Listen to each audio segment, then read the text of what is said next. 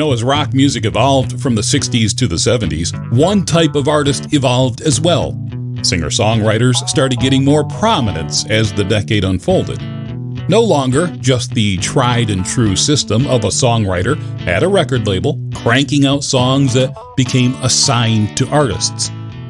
Though that wasn't a bad way to start, Carole King started that way. But that type of system, you could imagine, limited the musicians because the writer wasn't writing specifically for a band. They weren't intimate enough with the band members to truly be able to write to their strengths. And it would stand to reason that someone writing specifically for a band's talents can produce stronger songs. See Bob Gaudio for the Four Seasons and for Frankie Valli. And so can the singer-songwriter that is writing for themselves. One of the more prolific singer-songwriters of the 1970s was Jim Croce. Croce was a truly unique individual that had his own personality. There's this indelible image of him performing on a wooden stool with his guitar in front of him. Now looking at him, he wasn't polished by the higher-ups at a record label. He looked like the everyman.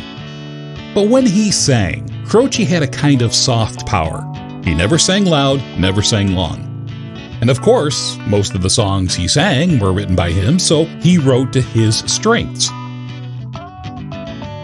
Sadly, Croce was killed in a plane crash in 1973, just over a year after he first hit the charts. What happened in the immediate aftermath of that painful day was the release of Croce's next single. I Got a Name was scheduled to be and was released on September 21st, 1973.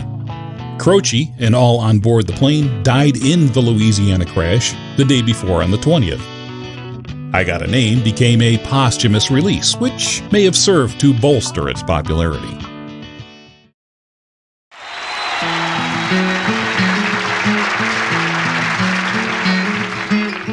Like the pine trees lining the winding road, I got a name, I got a name. I Got a Name wasn't written by Croce, not even his style of song, really. Yet he makes it work. Croce's works were mostly upbeat, kind of funky songs. Even songs that were somewhat macabre at the end were still up-tempo songs that never left you confused. It's hard not to come away with a little more bounce in your step after listening to Bad Bad Leroy Brown. Lyrics aside. Moving me down the highway. Written by Norman Gimbel and composed by Charles Fox, I Got a Name is an up-tempo, optimistic song about following a dream, regardless of what others may think or say. So why is a song not written by the artist that sang it being discussed in a video about singer-songwriters? Well, I truly believe no other artist could have sung this song as well as Jim Croce. Croce made the song his. He never gives the impression that he wasn't fully invested, despite its origin. And the song is very much like Croce himself, a quiet confidence in who he was and the talent he possessed. He was his own man. The person in the song is also his own man. He has a name that he's proud of, comparing it to pine trees or a bird's song or even a croaking toad. But his pride isn't a hubris kind of pride, just a quiet confidence that can't easily be shaken. In the song, he acknowledges his name is his father's name, proudly carrying it with him like his father did. But unlike his father, he's living his dream while his father kept his hid. Reflecting on his father's unaccomplished dream, I think, goes to underscore his appreciation and love for his father. Building on the good reputation of that name and possibly hoping his son would someday do the same. In the song, the man's story is his song, carrying it with him on his journey. Proudly ready to sing it to anyone that asks, but if in the singing it gets him nowhere, well, then that's as it should be, and he'll take that journey with his head held high. The song is relentlessly positive, but not saccharine, not cute or overly sentimental, just an honest refusal to let life get in the way. Like a fool I am and I'll always be. I got a dream, I got a dream. Here he's letting you know that he's well aware this journey may fail, but that's okay. This is what his heart is telling him to do, and it will sort itself out one way or another. Now, who among us has not felt that way at least once in our lives, or actually lived that ethos, knowing full well it could end poorly, but you have to forge ahead? The mark of any good or great song is that it leaves you with a feeling. A song may leave you sad after listening to it, if that was its goal. It may leave you happy. It may leave you cold and indifferent. Things were spinning around me, and all my thoughts were clouded. Doesn't matter what the feeling is, if a song is good and true to its intentions, it will do what the artist asked it to do. I Got a Name is relentlessly optimistic, and it pays off on its optimism. Going through life, certainly experiencing the bad times, but not letting them be an impediment. You face the bad, deal with it, move on. Something is just not right.